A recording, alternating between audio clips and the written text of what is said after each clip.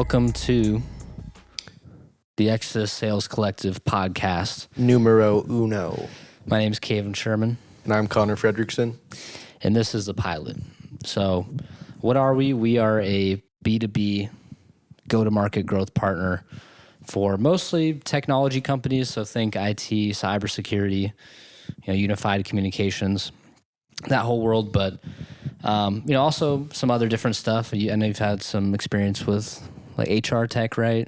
Yeah. AI, HR tech, puts you in a virtual sandbox, lets you see how the applicant does the job before they get the job. So, you weed out all the people who have a, crazy looking resume, but then you hire them and you're like, wait, this person doesn't know their ass from their elbow. So helps you avoid that. So the purpose of this podcast is just to have fun, get better at understanding the world of sales, bring on some people we've maybe never met or maybe know, and just challenge ourselves.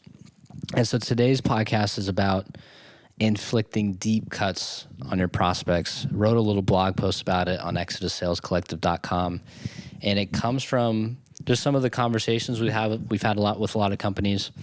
I'd say most of these technology companies, they understand their product better than anyone, right? All the features and benefits it can do. It can do jumping jacks. It can integrate with your Tesla. It's got solar. It's AI. All these cool and awesome things that you think would make someone want to buy it. But why do so many organizations still have trouble selling? Why aren't they hitting their quota? Why aren't they hitting their numbers? Why is there layoffs happening? Well, because it's 2024 and the market's bad. The market's bad. When in reality, possibly, but the market's been bad for a while. It's been bad since like COVID, right? Been bad since 2008. I feel like we most of the time have bad years. Yeah. Most years are bad years. Allegedly. So something we want to tackle today is, and it wrote about it a little bit. It's like when you watch Inspector Gadget, right? It's like go Gadget. This, he's even got the trench coat, right? You open it out, that old school sales trope of like, you want this, you want this, you want this, and they're missing the reason why people make decisions. Why do you make decisions, Connor? Well, I'm an impulse buyer, but I'd say a lot of decisions I make are, either FOMO, fear of missing out. No one really wants to be the first to the party, but no one wants to be the last. You pull up late to a party, all the beer's gone. The guy already body slammed the ping pong table, and you're like, oh shit, I missed all the cool stuff. Why am I even here? That's personally me. What about you, Kevin? Why do you make decisions? I feel like I make decisions when there's enough pain involved. It takes me a lot of, because I like to do it myself. I'm a little DIYer. So I gotta bump my head against the wall 1, 2, 3, 4, 5, 6, 8 times until I'm like, all right, I need some help. Can you help me with this? Right.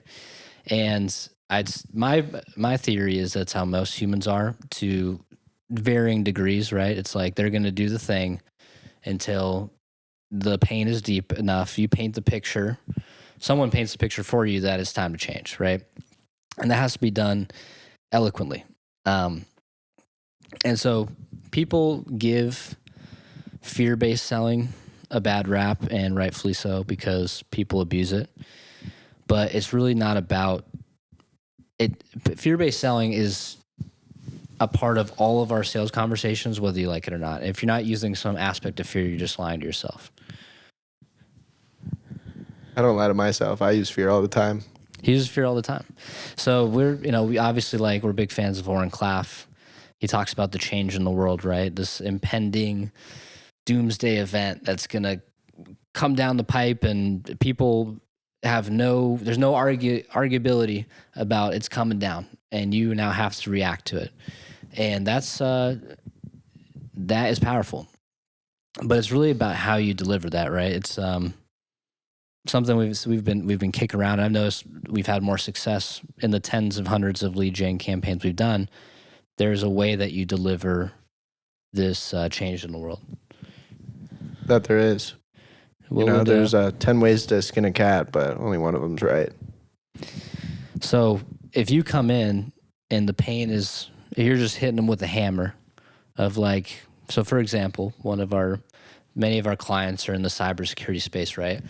You would think it's a very easy sell because like, oh, cyber attacks are happening all the time, but everyone knows cyber attacks are happening all the time. And most companies that you'll speak to now have some sort of cybersecurity in place. Does that mean cybersecurity you shouldn't call for it? No, right? We're still in the early to late majority of that technology curve. I'd say we're early majority still in cybersecurity and what it can do. So since that's the case, you now have to, if someone has a cybersecurity company, you got to hit them with a deep cut, right?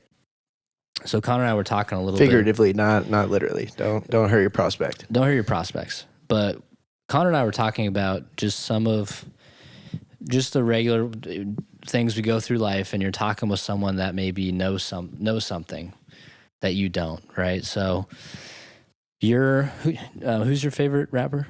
Rio the Young OG. Rio the Young OG. What is Rio the Young OG's most popular song, you'd say? If you looked up on Apple right now, it'd probably be Legendary. Right under that, it'd be Too Legendary. Okay. Mm. So if I was to come up, let's just say I was actually let's spin around. What's your favorite Rio the Young OG song? The Gym. The Gym. The Gym. Let's say I was to come up and I was like, hey, my favorite rapper's Rio the Young OG. Do you like Legendary? And like, of course, everyone knows that one. Okay, like what? And this is my favorite artist. Rio. We say that Rio the Young OG is our favorite artist. And then if I ask, if I ask you, yeah. Oh, so you know The Gym? No. No. I'm like, hit your fender with the F and H, leave a dent in it. Ooh, this pop dark as hell. I put a 6 in it. 120 for a line of this. I put your rent in it. And now I'm like, am I a true fan of Rio the Young OG? How do I not know this song? And I'm like, all of a sudden I'm searching Spotify because so that's what we have to do with our prospects, right? The greatest hits are not going to cut it anymore. Everyone knows Don't Stop Believing by Journey, right? But do you know, I don't know another Journey song, Stone in Love? I think that's one of those really deep cuts, right? So for example, we'll bring up this guy. Portishead. Nobody knows this. Actually, it's one of Mac Miller's favorite bands ever. All right. But Portishead, if I had to paint a picture of what Portishead sounds like, it's like, imagine like a Wu-Tang beat, but like it drank some lean and it's like just extremely grimy with like James Bond strings on top of it. And then take like the singer of Evanescence, but make it like UK and super somber, right? Love this. If someone comes up to me and is like, hey, you like Wandering Star or Sour Times or Glory Box? I'm like, yeah, those are great. And if they were to say maybe some of the deeper cuts, right? Because this is not their most popular album. This is their second or third. But for me, this is my favorite. And if someone was to mention maybe Undenied or Over, I'd be like, oh, this guy's in the know. Status alignment has been created. And if you're able to do that with your prospects, they're going to follow your lead because now you're the expert in the room. This is true. And you're kind of the expert in Rio the Young OG's catalog.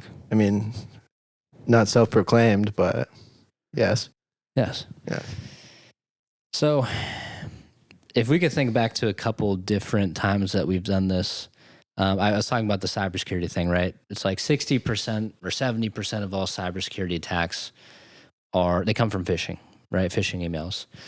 Everyone knows that, but maybe there's if someone already has a company, now you have to find those little winters coming within their reality, right? They have a company. So one that we did for this one company was, hey, and the way you should approach fear is it should be kind of like a news reporter. This just in. it's like a news reporter or you're a friend telling another friend about, some experience through someone else. It's got to come third party. You can't come in straight down the middle fastball with it. You got to go in direct with something that's something heavy, right?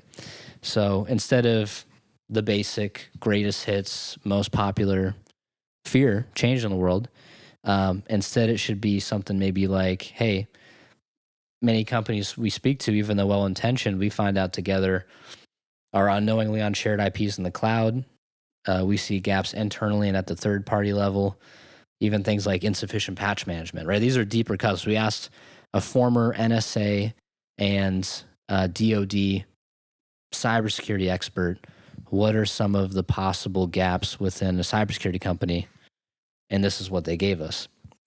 And when you're able to reach down for one of those deep cuts, right, one of those lesser known gems, the prospect's like, oh, these guys know something I don't. These guys are not your run of the mill cold caller. Like, these guys have something different, and that's why it's gonna make them want to listen to you. Yeah, no, I mean, now that you've said this, I'm thinking back to when I was on that campaign.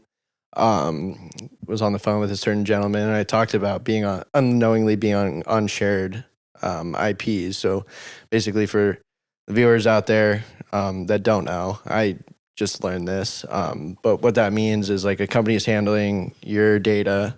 Correct me if I'm wrong here, Kevin, but a company is handling your data, right? And then they have all your data, and let's say they have McDonald's, Wendy's, and Burger King all on one IP, right? Well, if someone's hacking into Burger King and then they get in and they're on that shared IP, now they have everything for McDonald's and Wendy's too, right? So these guys are sitting there scratching their head thinking, okay, well, even if my security is good and I might not even be like the target of the attack, but I'm going to end up being a victim.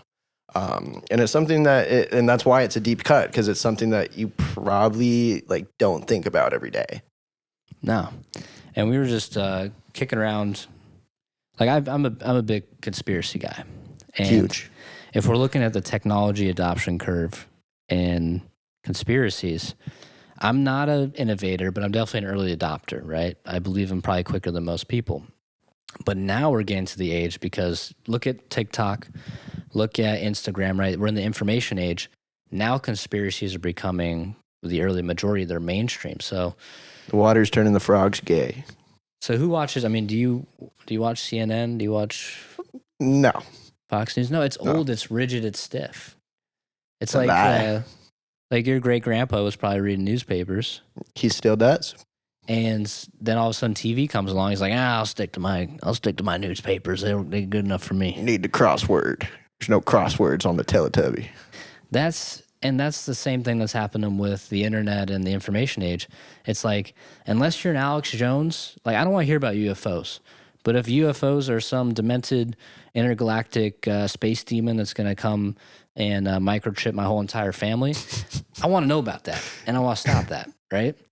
That is a real change in the world. It's real doomsday. That's a real doomsday prepper mindset I have to get into.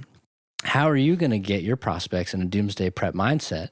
Now, you can't just be like, they're going to come after you. I mean, Alex Jones can get away with that, and maybe you can get away with that, I think, if you do it in you build enough rapport. If you build enough trust and rapport, Connor can get away with it. I'm going to tell you that. Yeah. You don't want to get on the phone with me. Yeah, this man you guys will be talking about hibachi, like random stuff. Spearfishing, deer hunting, yeah, whatever. Give me a little in and I'm going to talk about it. So a little third-party backdoor, hey, working with some clients, this is what we're seeing. Space aliens are starting to come into homes now, and we're seeing them, they're climbing across. I saw one on North Mountain the other day, right? Now people are like, oh, okay. And yeah, I'm sure that you are protected, your environment, your family, whatever you're selling, right? I'm sure you have a great system in place already. There's something we do a little bit different to combat that is XYZ. So we bring in, instead of, don't go into everything you can do, go into your unique value proposition after that. Go into what makes you different. Yeah, we put red lights on your doors and burns the alien's skin. They're like Superman. They can't handle the red light waves.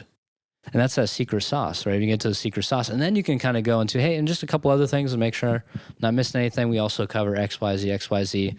Sure, everything, I'm sure you have great systems in place already, but would it be a completely terrible idea to carve out 15 minutes just to hear about how we're stopping this, or maybe to test some of the assumptions you may have about, your environment? Make sure you're not already microchipped. Something that's big with that works really well is, instead of just asking for time in any sort of sales situation, like saying, oh, to lend a hand, or maybe, to see what else is out there. Instead, how about we test your assumptions? Because everyone has assumptions about their own things they've invested in. You're assuming that your phone system's good. You're assuming that your cybersecurity is well created. It's a good program. You have good controls in place.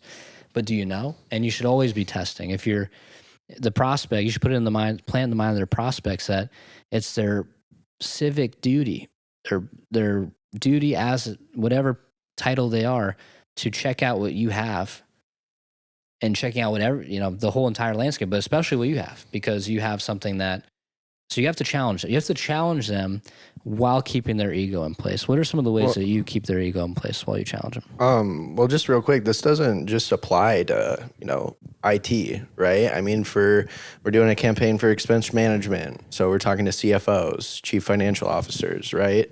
They have a duty to make sure that their company's in the green and not in the red. They might be in the green, but hey, you could probably do a little bit better. There's probably something you're wasting money on that you could not be. But I have the memory of a goldfish. What was your question? No, it was you answered it. That was perfect segue. Yeah. The fiduciary responsibility to look at it. If your message is done right enough, that's how it will be. So that will fix a lot of this complaining that we hear from companies and people that we're going to hear in 2024, especially with the election coming up. It's going to be a lot of uncertainty. It's election year. We have no money. Everything's tight. That will go away if you push the boundaries. You got to experiment. The sales game is like a chemistry set. You have to make things explode and chuck stuff against the wall and get over your own fear, right? Sometimes the thing that you don't want to do is exactly the right thing what you have to do. Well, and they're programmed to say that now, right? Because they've said it 8 times, and 8 out of 8 times, prospects or the caller is like, oh, okay, oh shit, you don't have any money, all right, bye. But they have money, unless they're like literally about to go bankrupt. They'll find the money to make sure that they're not going to get hacked and that all their clients' information is not going to be leaked, because then it hurts their business in the end. So they'll find the money. So you have to really reverse psychology this whole thing, and go think about, these guys have gotten 8 to 9 to 10 to 11, 12 calls. They're getting Instagram messages. They're on their phones. They're texting their wife. They're thinking about what they're going to eat that day. How are you going to grab their attention? And the only way you do that is by being slightly ridiculous, deeper, more thoughtful. You just have to be outside the lines. You think if you're thinking drawing inside the lines is going to work, it's not going to work. You got to draw outside the lines. And that's one thing at Exodus we want to push people to do, is to draw outside the lines and to never have a limited mindset, because your limited mindset might be the freedom that your prospect needs. It might be the freedom that your subordinates need, your team needs, your business needs. That's one thing that I appreciate about O'Connor. He's always taking risks. He's always thinking outside the box, and that's what we want to do with this podcast. But I think we covered a lot of good stuff today. Any closing remarks? Stay golden, pony boy. Headstrong. Mm-hmm. Later.